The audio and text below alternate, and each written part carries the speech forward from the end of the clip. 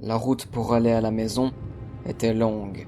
Elle semblait continuer encore et encore, sans cesse. La lumière qui brillait entre les branches des grands arbres verts dansait à travers les vitres. De temps en temps, la lumière brillait désagréablement dans ses yeux. L'endroit était plein d'arbres verts foncés, formant une forêt autour de la route.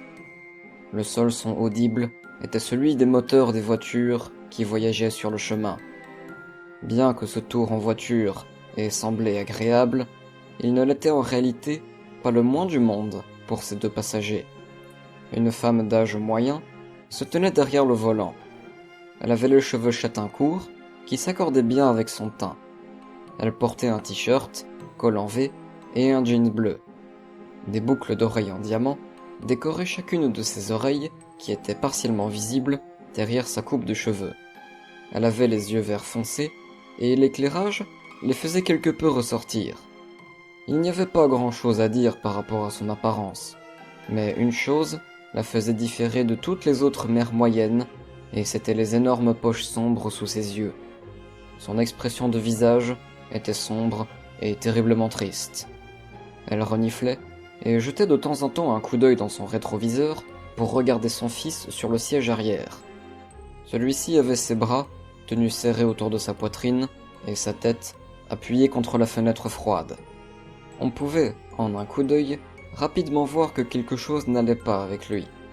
Ses cheveux châtains désordonnés et sa peau pâle, presque grise, étaient révélés par la lumière. Ses yeux étaient sombres, contrairement à ceux de sa mère. Il portait un t-shirt blanc et un pantalon buisson que lui avait fourni l'hôpital. Les vêtements qu'il avait portés auparavant étaient déchirés et tachés par le sang. Il n'était plus mettable désormais. Le côté de son visage était écorché et un de ses sourcils était coupé. Son bras droit était bandé jusqu'en haut de son épaule qui avait été déchiquetée quand il était tombé dans du verre brisé. Ses blessures ont semblé être très douloureuses, mais il ne pouvait même plus ressentir cela. Il ne pouvait plus sentir quoi que ce soit, à vrai dire. L'un des nombreux défis auxquels il a dû faire face était de grandir avec une maladie rare qui le mettait en incapacité de souffrir. Il ne ressentait jamais rien. Il se blessait donc souvent par lui-même. Il pourrait même avoir perdu un bras et ne l'aurait pas remarqué tout de suite. Un autre trouble majeur auquel il avait dû faire face était celui qui lui avait apporté beaucoup de surnoms insultants. C'était lorsqu'il était à l'école primaire, avant qu'il n'ait été déplacé à domicile.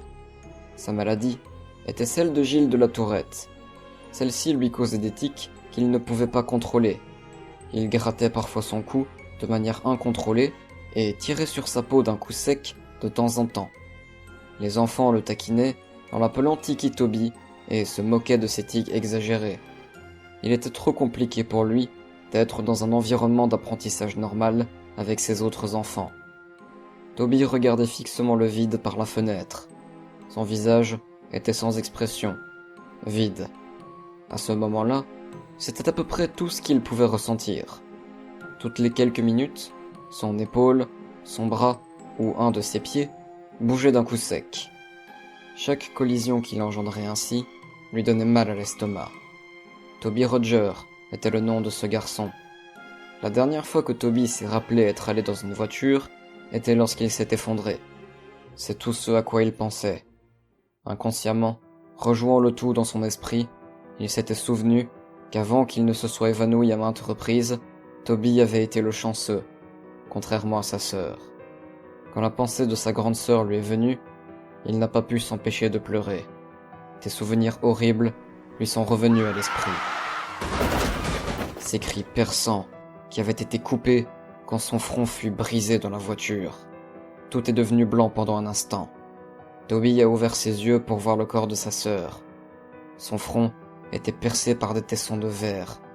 Ses hanches et jambes étaient écrasées par la force de la roue. Son torse, poussé tardivement dans l'airbag gonflé, était éclaté. Ceci était la dernière chose qu'il avait vue de sa chère grande sœur. La route vers la maison continua. Cela commençait à durer ce qui lui semblait être une éternité. Ils ont pris longtemps pour rentrer à la maison, car sa mère voulait éviter de passer par la rue où s'était produit l'accident. Le décor a commencé à paraître familier. Puis, ils sont enfin arrivés chez eux. C'était un vieux quartier, avec des petites maisons originales, toutes les unes à côté des autres. La voiture a roulé dans le garage, devant une maison bleue avec des carreaux blancs.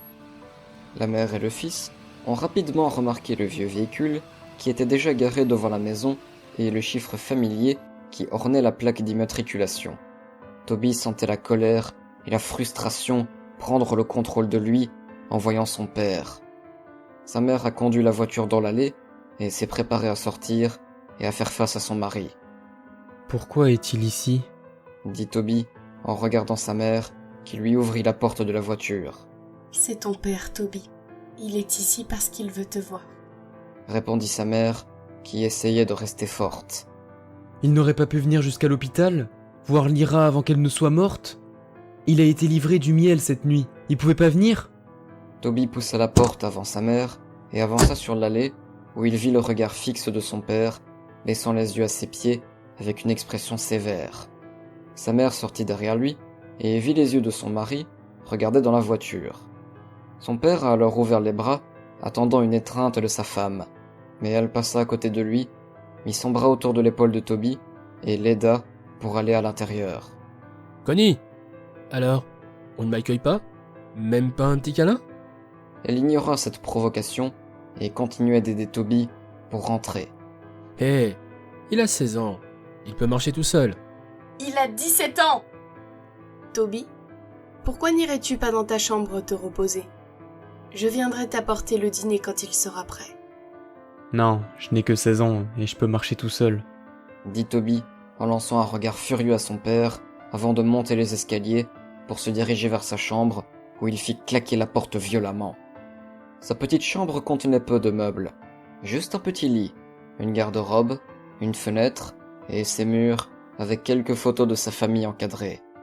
Enfin, famille au sens strictement biologique du terme à ses yeux, depuis que son père est devenu un alcoolique notoire et a commencé à agir violemment avec le reste de sa famille. Toby se souvenait de quand son père se disputait avec sa mère. Il la saisissait par les cheveux et la poussait sur le plancher. Quand Lyra, sa grande sœur, avait essayé de l'arrêter, il l'avait également poussée au sol et l'avait frappée. Toby savait qu'il ne pourrait jamais le pardonner pour ce qu'il a fait à sa mère et à sa sœur. Jamais. Toby ne se souciait pas que son père le violentait. Il ne pouvait pas le sentir de toute façon. Ce dont il se souciait vraiment était la façon dont il avait intentionnellement blessé sa sœur et sa mère. Et surtout, il n'oublierait pas qu'en attendant à l'hôpital, où sa sœur a rendu son dernier souffle, la seule personne qui ne s'était pas précipitée pour la voir était son père. Toby se tenait à présent près de la fenêtre et regardait dehors, sur la rue. Il pouvait avoir juré qu'il avait vu quelque chose du coin de l'œil, mais il les a rapidement imputés aux médicaments qu'il avait reçus. Quand l'heure du dîner fut venue, sa mère appela Toby, qui descendit les escaliers avec hésitation. En s'installant à table, il mit une chaise vide entre son père et lui. C'était très calme. Ses parents avaient déjà commencé à manger, mais Toby ne voulait rien avaler. Au lieu de cela, il a juste observé son père, le regardant fixement. Sa mère le regarda elle aussi. Toby baissa les yeux vers son assiette, dans laquelle se trouvait la nourriture qu'il n'avait pas touchée. À la fin du repas, il s'est dirigé vers son lit et a tiré la couverture vers sa tête pour regarder fixement la fenêtre. Il était fatigué, mais n'avait aucun moyen de s'endormir. Il ne pouvait pas, il pensait beaucoup trop. Il ressassait encore et encore les conseils de sa mère, qui lui demandait de pardonner à son père. Mais il ne pouvait pas. Il continuait encore d'avoir de la rancune et de la haine. Il s'assied sur son lit et frappa le mur de rage en repensant à tout ça. Il entendit quelques secondes plus tard un son de grincement de porte. Sa mère, ayant entendu le bruit, est venue s'asseoir à côté de lui, sur le lit. Elle lui massa les épaules. « Je sais qu'il est dur, Toby. Crois-moi. Mais je te promets, il s'améliorera. » Quand est-ce qu'il part ? Connie laissa tomber son regard à ses pieds. « Je ne sais pas, chérie. Il reste autant qu'il veut. » Toby n'a pas répondu. Il a juste continué à avoir l'air dans la lune, tenant son bras endommagé près de sa poitrine. Après quelques longs instants de silence, sa mère soupira. Elle lui fit un bisou sur la joue et partit dans sa chambre. Les heures passèrent lentement, et Toby ne pouvait que se remuer et se tourner. Chaque fois, son imagination vint le persécuter. Il se remémora le bruit des pneus, les cris perçants de sa sœur et la dernière image qu'il avait d'elle. Il a rejeté sa couverture, mit son oreiller sur son visage et a recommencé à pleurer. Il pouvait sentir les battements de son cœur battre fort. Il aurait crié, hurlé, s'il n'avait pas cet oreiller sur son visage. Après quelques secondes, il jeta l'oreiller et s'assit sur son lit, tenant sa tête et respirant lourdement, des grosses larmes coulant sur ses joues. Il pouvait faire ce qu'il voulait pour les arrêter, mais cela ne les empêchait pas de sortir. Il ouvrit sa fenêtre et sortit un peu la tête dehors, prenant de profondes respirations pour essayer de se calmer. Il s'est frotté les yeux et a regardé dehors, de l'autre côté de la rue. Il s'est soudainement arrêté et son regard s'est fixé lentement sur quelque chose qui était debout sous le lampadaire. Il entendit une sonnerie dans ses oreilles et il ne pouvait pas détourner le regard. La figure était debout, à côté du lampadaire, des jambes courtes, mais de longs bras. Il la regardait fixement. Elle ne semblait pas avoir d'yeux, ni d'autres caractéristiques de visage, ni œil, ni bouche, ni nez. Pourtant, Toby a tenu le regard fixement, comme hypnotisé. La sonnerie dans ses oreilles grandissait, de plus en plus forte à chaque seconde. Il la regardait fixement, jusqu'à ce que tout soit devenu noir. Le lendemain matin, Toby s'est réveillé dans son lit. Il se sentait différent. Il n'était étrangement pas fatigué du tout. Il s'est assis lentement, puis s'est levé, et en se levant, il eut immédiatement le vertige. Il a presque trébuché. Ses parents étaient assis à table, son père fixant la TV. Sa mère lisait le journal. Elle s'est rapidement retournée quand elle a entendu Toby arriver derrière elle. « Eh bien, bonjour la marmotte. Tu as beaucoup dormi ?» Toby regarda l'horloge. Il était 12h30. « Je t'ai fait le petit déjeuner, mais il s'est refroidi. J'allais te réveiller, mais j'ai estimé que tu avais eu besoin de sommeil. » Son expression passa de la joie à l'inquiétude quand elle vit le visage de son fils. « Tu vas bien ?»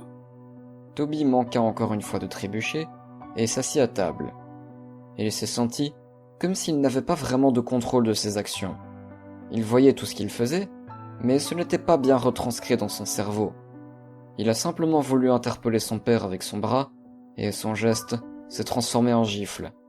Son père s'est retourné brusquement et l'a fait tomber de sa chaise. « Ne me touche pas, gamin !» Sa mère s'est levée, furieuse. « Arrête ! Si tu retouches à Toby, j'appelle la police !» Les jours passaient, et les choses continuaient ainsi à s'envenimer.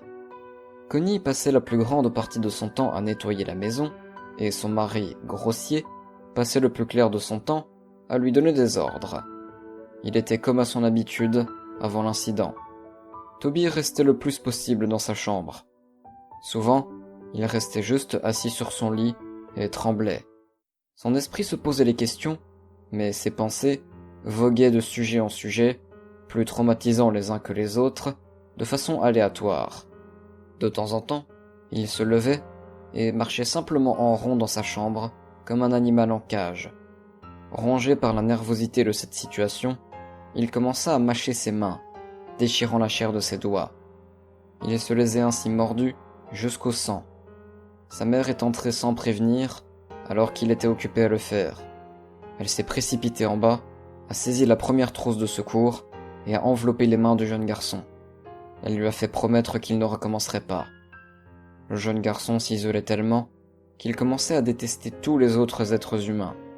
Il commençait également à avoir des problèmes de mémoire, des parties manquantes, des minutes, des heures, des jours dont il ne pouvait pas se rappeler, à tel point qu'il commençait à répondre de façon totalement hors sujet parfois.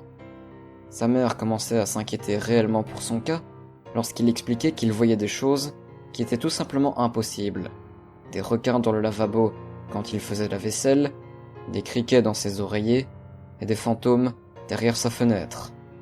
Jugeant que Toby avait réellement besoin de l'aide d'un professionnel, elle l'emmena dans un cabinet de psychologue. Elle l'y conduit pas plus tard que le lendemain. Alors qu'elle avançait avec lui jusqu'à la réception, elle s'adressa à la dame qui se trouvait derrière le comptoir. Madame Roger? Oui, c'est moi. Nous venons ici pour voir le docteur Oliver. Je suis ici avec Toby Roger. Oui, je vais lui montrer le chemin. La réceptionniste s'est levée et l'a dirigée dans un long couloir. Toby regardait avec curiosité les œuvres d'art encadrées dans le hall et écoutait le son des talons hauts de la dame sur le parquet. Elle a ouvert la porte d'une petite pièce dans laquelle trônait une table et 2 chaises. Toby avança dans la pièce et s'installa à la table. Il a lancé un dernier regard à sa mère et à la réceptionniste avant que cette dernière ne referme lentement la porte derrière elle. Il regardait nerveusement autour de soi avant de serrer fermement ses mains bandées et de commencer à mordre les bandages pour continuer de mastiquer ses mains. Il fut cependant interrompu quand une autre porte s'est ouverte. Une jeune femme, vêtue de blanc et aux cheveux blonds, est arrivée, tenant un calepin et un stylo. « Toby ?»« demanda-t-elle avec un sourire. Toby leva les yeux vers elle. « Ravi de te rencontrer, Toby. Mon nom est le docteur Oliver. » Elle lui fit signe de la main pour serrer la sienne, mais arrêta brusquement lorsqu'elle remarqua ses mains bandées. « Oh. » Elle sourit nerveusement et s'assaya sur la chaise devant lui. Donc je vais te poser quelques questions. Essaie d'y répondre aussi honnêtement que possible. D'accord ?» dit-elle en plaçant son calepin sur la table. Toby inclina la tête lentement et plaça ses mains entre ses genoux. « Quel âge as-tu, Toby ?»« 17 ans. Elle nota ses réponses sur son calepin. Quel est ton nom complet ? Toby Erin Roger. Quand fêtes-tu ton anniversaire ? Le 28 avril. Qui sont les membres de ta famille ? Toby fit une pause pendant quelques instants avant de finalement répondre à sa question. Ma maman, mon papa et... Il s'arrêta. ma sœur. J'ai entendu parler de ta sœur. Je suis vraiment désolée. Toby inclina à nouveau sa tête. Te rappelles-tu de quoi que ce soit par rapport à l'accident, Toby ? Il détourna le regard. Son esprit était déjà parti. Il n'entendit plus les questions. Tout ce qu'il entendit était une simple sonnerie faible. Ses yeux semblaient comme gelés. Toby ? Toby, tout va bien ? Toby ressentit un frisson qui descendait tout le long de son corps. Ses yeux se sont élargis. La sonnerie devint plus forte, encore et encore plus forte, jusqu'à ce que soudainement, la voix du docteur se fit entendre plus forte. Toby ! Toby sursauta et manqua de tomber de sa chaise. Il releva les yeux de nouveau. Il était comme essoufflé. Cette nuit-là, quand Toby était allongé dans son lit, il regardait fixement son plafond. Il commençait à se sentir partir dans les bras de Morphée quand il entendit des bruits de pas dans le couloir. Il s'est assis et a regardé vers l'embrasure de sa porte. Il n'y avait aucune lumière artificielle. Tout était éclairé par la faible lumière bleutée et luminescente de la lune qui passait à travers sa fenêtre, laissant un éclairage froid. Il s'est levé et s'est lentement dirigé vers sa porte, lorsque celle-ci, qui était précédemment légèrement ouverte, a claqué devant son visage. Il s'est arrêté et est tombé en arrière. Il respirait lourdement, nerveux. Il a attendu quelques secondes avant de se relever. Il a saisi la poignée de la porte froide dans sa main et l'ouvrit. Il regardait dans le couloir sombre et est sorti de sa chambre sur la pointe des pieds. La fenêtre au bout du couloir éclairait Toby dans cette obscurité avec le clair de lune bleutée. Il pouvait entendre des pas bruissants autour de lui, des faibles rires et des tapotements. Le couloir lui a soudainement semblé beaucoup plus long. Il semblait infini, comme la route pour aller de l'hôpital jusqu'à la maison. Il a entendu un grincement de porte devant lui. Soudainement, une porte a claqué derrière lui. Il a sursauté et s'est retourné. Derrière lui, il entendit un long gémissement, distinctement dans son oreille. Il s'est retourné aussi vite qu'il pouvait et était soudainement face à face avec sa sœur morte. Ses yeux étaient blancs, sa peau pâle, sa cage thoracique exposée. Sa mâchoire était pendante, son front déchiré par le verre. Du sang noir coulait sur son visage et ses cheveux blonds attaché en queue de cheval, comme il l'était toujours. Son t-shirt gris et son short de sport étaient sales et recouverts de sang. Ses jambes étaient tordues d'une façon inhumaine. Elle était debout, émettant un long bruit de gémissement continu à seulement quelques centimètres du visage de Toby. Il glapit et tomba en arrière. Il commença à ramper en arrière, loin de sa sœur, mais incapable de cesser le contact visuel qu'il tenait avec elle. Il s'est traîné ainsi en arrière jusqu'à ce qu'il a senti quelque chose. Il s'est arrêté pendant un instant. Tout était devenu silencieux comme la mort. Il a lentement regardé en haut et a aperçu le visage blanc de la grande figure sombre qui était au-dessus de lui. Son regard se tourna de nouveau vers sa sœur. Une rangée d'enfants, entre 3 à 10 ans, se trouvait derrière elle. Leurs yeux étaient entièrement noirs. Il a crié et s'est levé pour s'enfuir aussi vite qu'il le pouvait. Cependant, il fut arrêté par des vrilles noires sombres qui se sont enveloppées autour de sa cheville. Il s'est étalé de tout le long. Il a essayé de crier, mais ne pouvait faire un son. Puis, tout est devenu noir. Toby s'est réveillé en sursaut. Il s'est assis, complètement essoufflé. Il a serré sa poitrine de ses mains bandées, soulagé qu'il ne s'agisse que d'un rêve. Il se calma et se recoucha sur le côté. Il sentait qu'un poids gênant lui était enlevé de la poitrine tandis qu'il prenait de profondes respirations. Il s'est levé et a marché jusqu'à sa fenêtre. Il ne vit rien. Personne n'était sous le lampadaire. Aucun fantôme, aucune figure. Rien. Il entendit le son de la toux de son père qui venait d'en bas. Il ouvrit la porte et regarda le couloir encore une fois. Il était lui aussi parfaitement normal. Il descendit dans la cuisine et trouva son père en train de fumer dans leur salon. Toby attendit un instant et le regarda, une sensation de brûlure montant dans sa poitrine. Une colère bouillante, profonde, prit le dessus. Il entendit alors des voix dans sa tête. Fais-le. Il leva le bras. Il sentait que cette fois-ci, il avait le contrôle entier sur lui-même, à la différence des dernières semaines depuis qu'il était rentré de l'hôpital. Les voix dans sa tête, cependant, ne le lâchaient pas. Tue-le. Il ne t'a jamais aimé. C'est de sa faute. Tue-le. Il mérite que ça. Qu'est-ce que tu attends pour le tuer? Tue-le. Tue-le. Toby tremblait. Il se demandait s'il allait vraiment le faire, s'il devenait fou. Il se convainc lui-même qu'il ne tuerait personne, qu'il ne pouvait pas, qu'il détestait son père, mais qu'en aucune façon il ne pouvait en arriver là. C'est la dernière pensée qu'il eut avant de sombrer une fois de plus dans un noir total, l'influence des voix dans sa tête devenant trop forte. Il a commencé alors à marcher silencieusement vers la cuisine.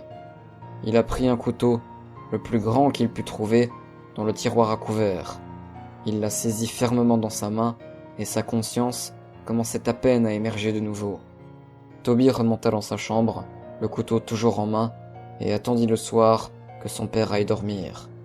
Il se dirigea ensuite vers sa chambre. En ouvrant la porte, il le réveilla. Celui-ci le regarda et grogna. « Quoi ?» Il leva les yeux vers le garçon, qui était déjà debout au-dessus de lui, le couteau de cuisine tenu fermement dans sa main. « Toby, qu'est-ce que tu fais ?» Il s'est assis, en mettant ses bras devant lui, en autodéfense. Mais avant qu'il ne puisse vraiment réagir, il se jeta sur lui. Mais son père bloqua ses mains en saisissant ses poignets. « Arrête! Descends de moi, petit connard !» Il frappa l'épaule de Toby, mais celui-ci ne s'est pas arrêté. Dans son regard, on voyait que Toby n'était plus un être raisonnable. On aurait dit qu'un démon avait pris le contrôle sur lui. Il a hurlé et a tenté de poignarder son père dans la poitrine. Mais celui-ci l'a bloqué une fois de plus et l'a saisi au poignet. Il l'a repoussé, mais Toby lui a donné un coup de pied qui lui arriva tout droit dans le visage. Profitant de cet instant, il s'est jeté une fois de plus sur lui, et cette fois-ci, son coup de couteau atterrit tout droit dans son épaule. Son père voulait retirer le couteau, mais avant qu'il ne puisse le faire, Toby avait jeté son poing tout droit dans son visage. Il appuya sur le couteau, frappa, mit des coups de tête. Il lui a même mordu le cou et a pris le couteau pour déchirer son épaule. Il a saisi le couteau, l'a retiré et l'a planté violemment dans la poitrine de son père. Il répétait le geste encore et encore. Du sang se répandait et éclaboussait de partout. Après une bonne minute, il a laissé le couteau tomber à côté de lui. Il restait là, à silencieusement observer son œuvre, jusqu'à ce qu'un cri perçant casse le silence.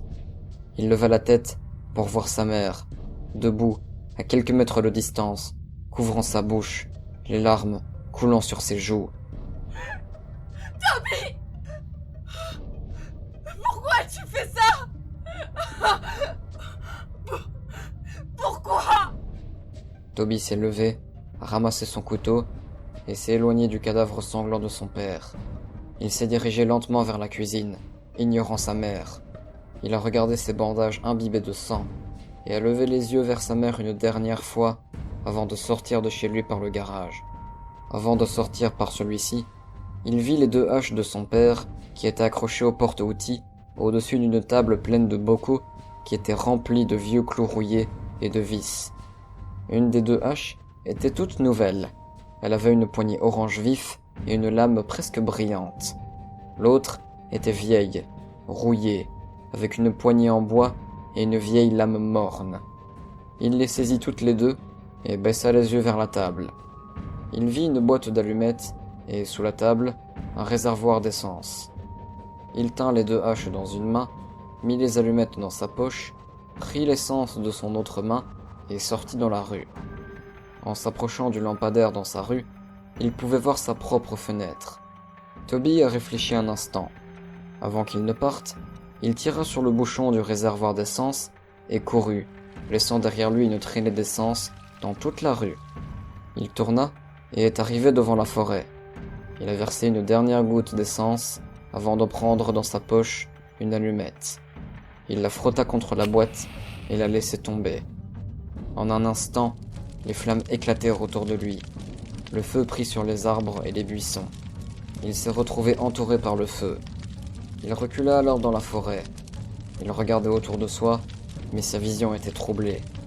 Son cœur martelait, et il a fermé les yeux pendant un instant. Toby a alors senti une main sur son épaule. Il ouvrit les yeux pour voir une grande main blanche aux longs doigts osseux sur son épaule. Il suivit le long bras des yeux jusqu'à arriver sur une imposante figure sombre. Il portait un costume noir et son visage était complètement blanc. Il se dressait de manière imposante et regardait le petit Toby de haut. Il aperçut autour de lui les vrilles qu'il avait vues dans son rêve, celles qui lui avaient attrapé la cheville. La vision de Toby devint floue et il fut entouré par le son de cette fameuse sonnerie dans ses oreilles. Quelques semaines plus tard, Connie était dans la cuisine avec sa sœur lorsqu'elles entendirent une information intéressante à la télévision. La nuit dernière nous a été rapporté le meurtre de 4 individus. Les victimes, un groupe de collégiens qui étaient allés dans les bois tard le soir. Les enfants ont été matraqués et poignardés à mort. Les enquêteurs ont découvert une arme sur la scène du crime, une hache, avec une vieille lame morne, comme vous pouvez le voir sur ces images. Selon les enquêteurs, le suspect principal est pour l'instant Toby Roger, un jeune garçon de 17 ans qui a quelques semaines auparavant poignardé son père à mort et essayé de dissimuler son évasion en mettant le feu dans les rues de la zone forestière. Bien qu'on ait cru que le jeune garçon était mort dans l'incendie, les enquêteurs soupçonnent qu'il est peut-être toujours vivant en raison du fait que son corps n'a jamais été retrouvé.